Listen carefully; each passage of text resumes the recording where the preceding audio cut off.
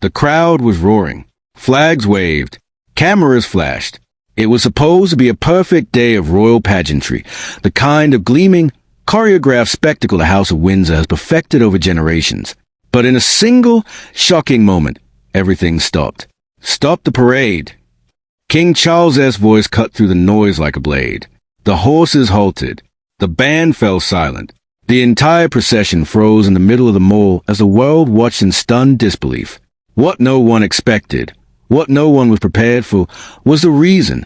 Sources close to the inner circle now claim that the abrupt shutdown came after Camilla Parker Bowles allegedly launched a verbal attack on Catherine, Princess of Wales, right there, in full view of the family, staff, and security. And the king had had enough. Welcome back to the channel.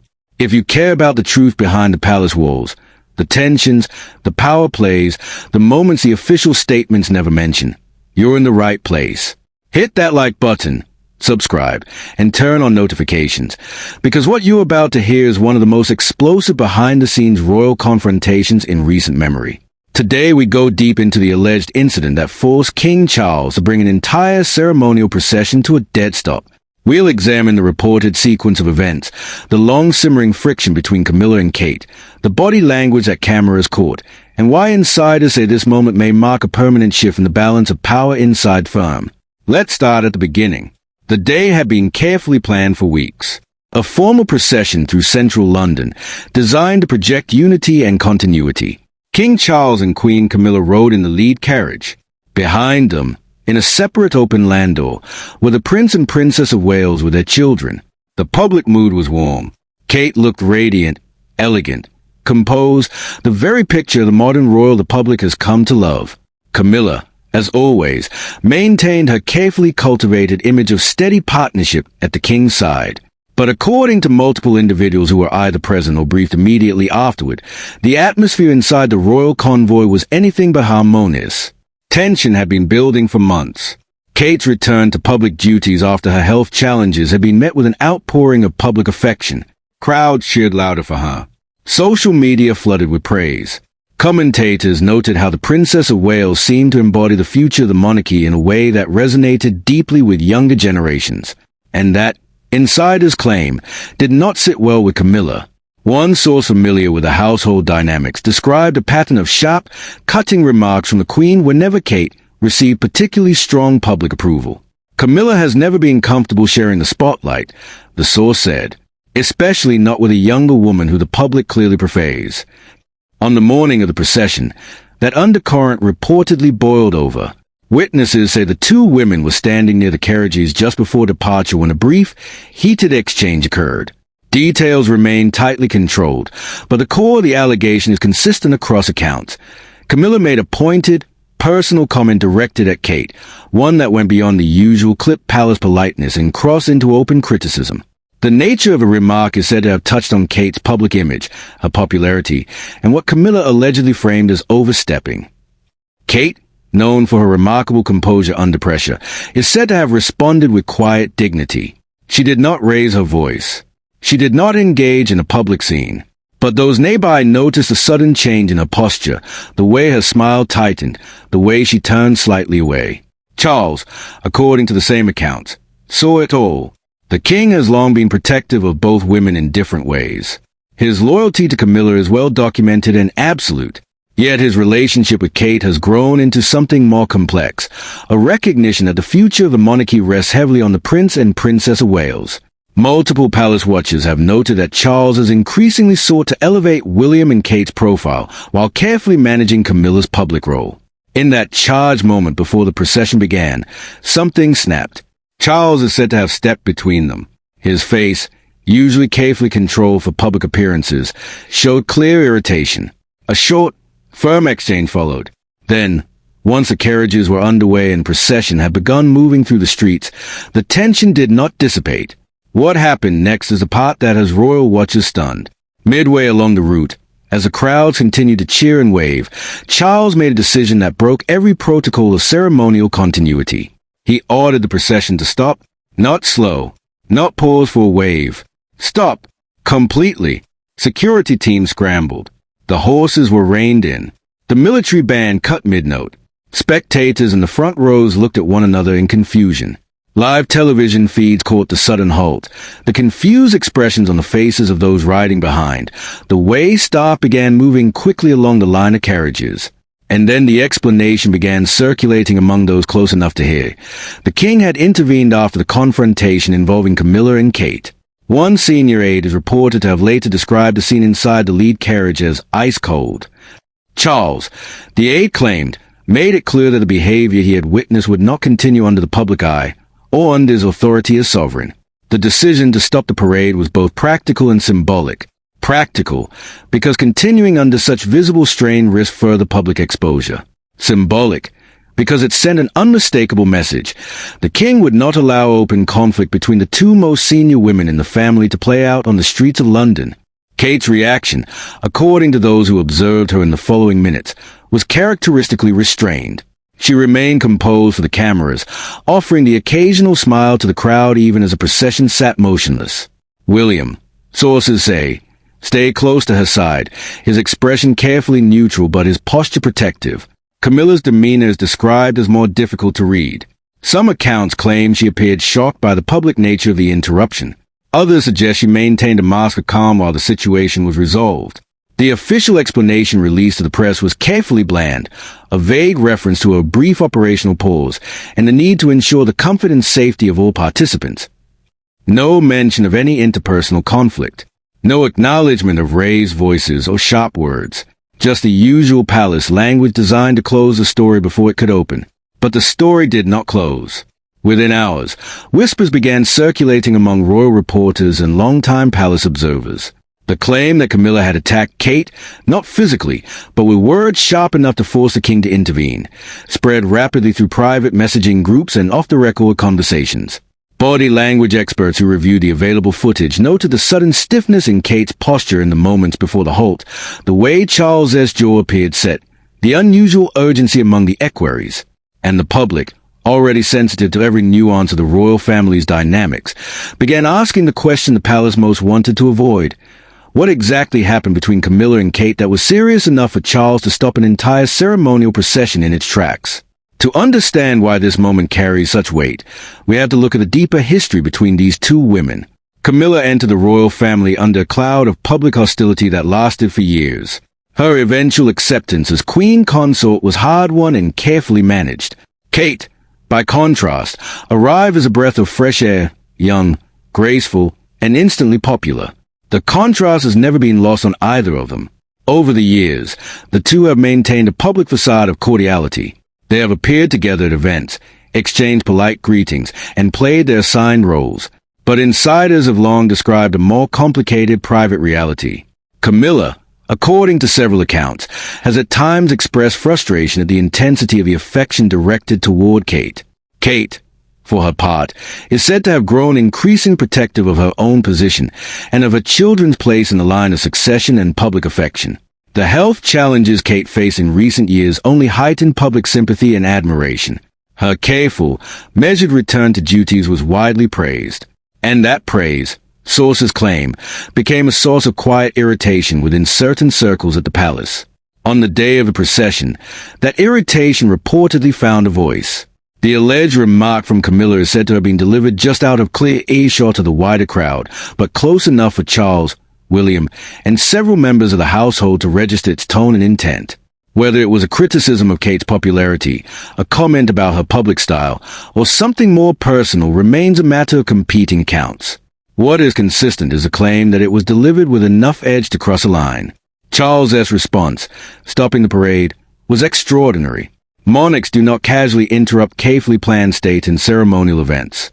Doing so creates logistical headaches, security concerns, and, most dangerously from the palace's perspective, uncontrolled public speculation.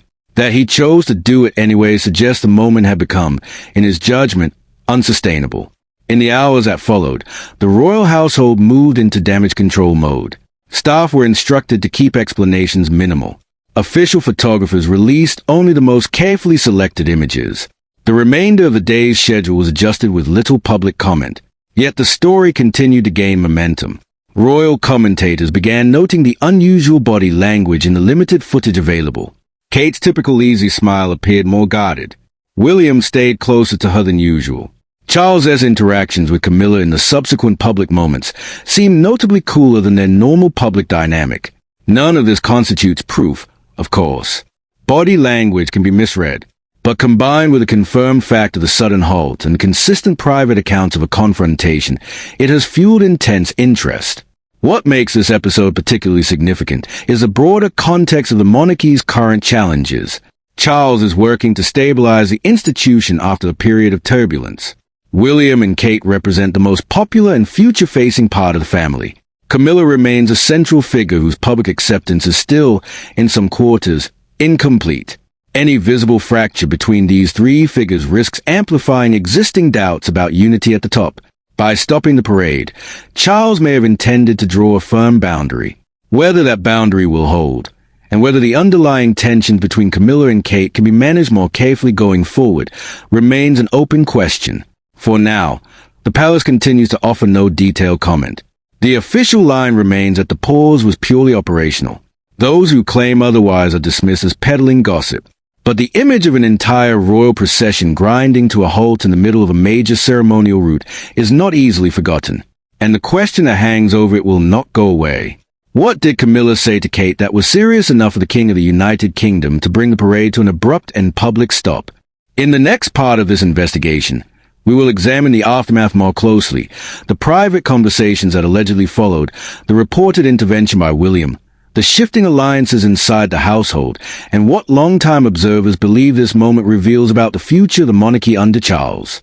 The story is far from over. The story is far from over. In the hours and days that followed that frozen moment on the Mall, the real consequences began to unfold behind closed doors, away from the cameras, away from the carefully worded statements, and deep inside the private rooms of Buckingham Palace and Clarence House. According to individuals with direct knowledge of the household, the first private conversation took place less than an hour after the procession was finally allowed to resume and complete its shortened route. King Charles is said to have requested a closed-door meeting with both Camilla and Kate. William was present. No staff. No equerries. Just the four of them.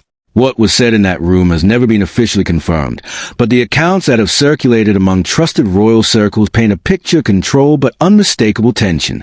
Charles, sources claim, made it clear that open conflict between the Queen and the Princess of Wales would not be tolerated, not in public, and not in a way that risked damaging the institution he is trying to steady. One person briefed on the discussion described the King's tone as unusually direct. Another said he used language that left little room for ambiguity.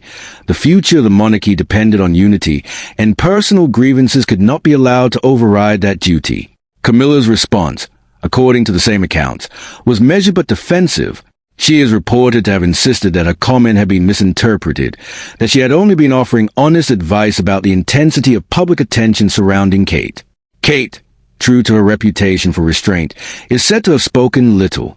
Those present noted that she listened carefully, acknowledged the king's concerns, and made it clear she had no interest in escalating the matter further. William's role in that meeting, however, is a detail that has drawn particular attention from longtime observers. Multiple sources claim the Prince of Wales did not remain silent. He is said to have spoken in support of his wife with a calm firmness that surprised some in the room. While careful not to directly confront Camilla, William allegedly emphasized that Kate's recovery, her return to public life, and the public's response to her should be treated as an asset to the monarchy, not a source of friction. One insider later characterized his contribution as protective without being provocative. Another suggested it marked a subtle but important assertion of the Wales's growing influence within the family structure. The meeting ended without raised voices and without any formal resolution beyond a shared understanding that the incident would not be repeated. But the atmosphere, those close to the situation say, had shifted.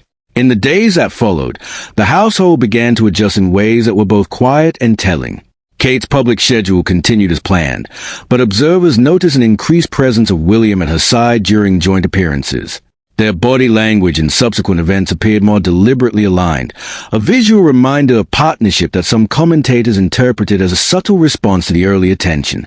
Camilla, meanwhile, maintained her usual program of engagements, yet several palace watchers noted a slight reduction in the number of high-profile joint appearances with Charles in the immediate aftermath. Whether this was deliberate distancing or simply the natural rhythm of the diary remains a matter of speculation. Behind the scenes, the staff dynamics also reflected the strain. Aides who regularly work across both households reportedly received additional guidance about discretion. Conversations about the incident were actively discouraged. One longtime member of the royal household described the atmosphere as tightened, the kind of controlled silence that follows a moment the institution would rather erase. Outside the palace walls, the public reaction was harder to contain. Although the official explanation remained limited to an operational pause, the visual of the entire procession grinding to a halt proved too striking to ignore. Social media filled with slowed-down footage, side-by-side comparisons of facial expressions, and speculation about what could have prompted such an unprecedented interruption. Body language analysts offered competing interpretations. Some pointed to Kate's composed but guarded demeanor as evidence of emotional control under pressure. Others focused on Charles's unusually set jaw and the speed with which security moved once the order was given. Royal correspondents who had covered the family for decades began receiving the familiar wave of off-the-record briefings. Some sources close to Camilla's circle framed the episode as a misunderstanding amplified by outsiders. Others, more aligned with the Waleses, suggested the king had finally drawn a necessary boundary after months of accumulating friction. The competing narratives only fueled further interest. What makes this episode particularly revealing is a larger context in which it occurred. Charles is navigating a monarchy that still carries the scars of recent years, the departure of Harry and Meghan, the lingering questions about public trust, and the challenge of presenting a stable, modern institution while managing complex personal histories. Camilla's position as queen remains one of the more carefully managed elements of that project. Her acceptance has grown, but it is not universal. Kate, by contrast, continues to command a depth of public affection that few other members of the family currently match. That disparity has always existed beneath the surface. The events of that day simply brought it closer to the light. Longtime observers now ask whether the king's intervention represents a permanent recalibration. Some believe Charles has signaled that the future, embodied by William and Kate, must take precedence over older loyalties when the two come into conflict. Others caution that Camilla remains a central figure in his life and that any lasting shift will require careful, ongoing management rather than a single decisive moment.